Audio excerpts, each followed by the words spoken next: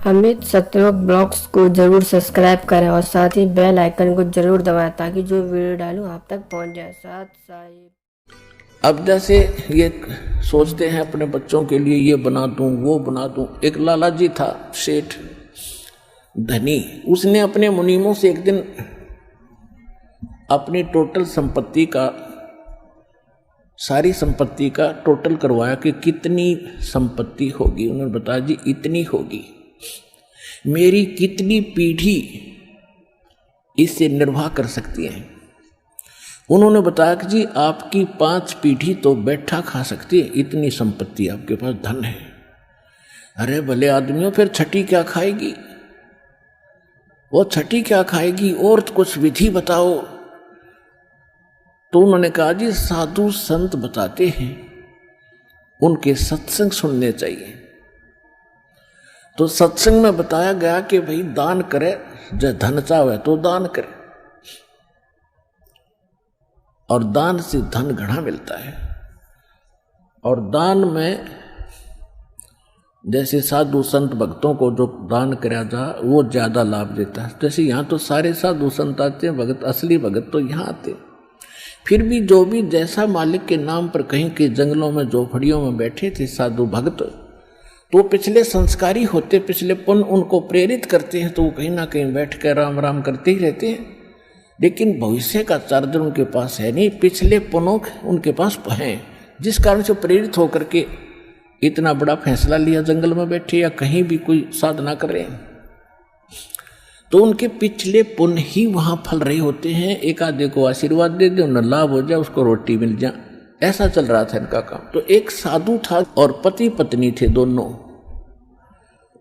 वहां रहते थे। उनको मालूम था यहाँ भगत हैं। तो उस लाला जी ने क्या किया, सेठ ने सभी मुंशियों को कहा कि नौकरों को साथ लो और आसपास जितने भी साधु संत हैं सबको आटा दे आओ, किसी को जो मांगे खांड दावल चाल सब ले जाओ और दे के आओ। अब देते हुए आ रहे थे, उस भगत के यहाँ आए। उन्होंने कहा कि ले भगत जी, हमारे लाला जी ने आपके लिए एक सीधा भेजा है, यानी आटा चावल खांड नमक आदि दाल आप ले लो। उसने अपनी पत्नी से कहा कि देखना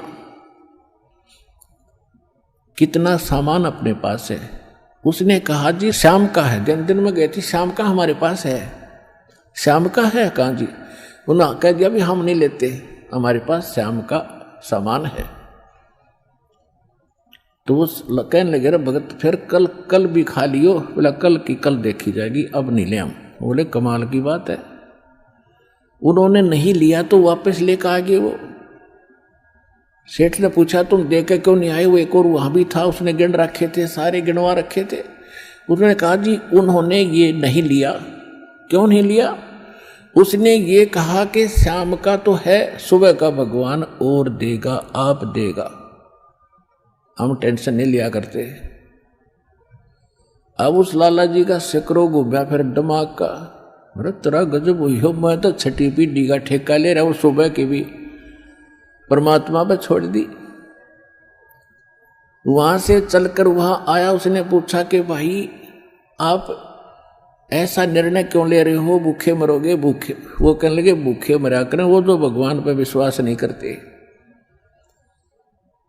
और हमें भगवान आगे से आगे देता। उसने क्योंकि ज्ञान सुन रखा था, लाला जी को बैठा लिया। कहते मां के पेट में जब आप थे किसने चिंता थी तेरी? तो हाँ यह तो बात सही है।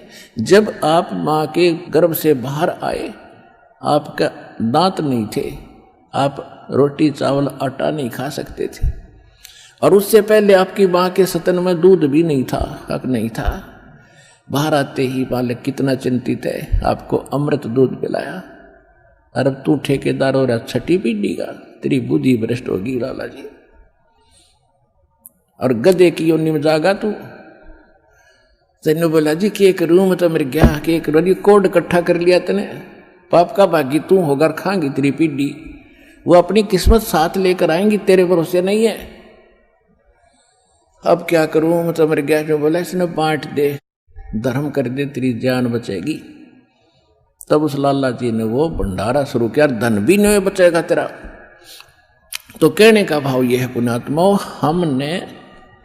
हम तो बहुत लंबा चौड़ा हिसाब लाए बैठे हैं, एक पल का भरोसा नहीं।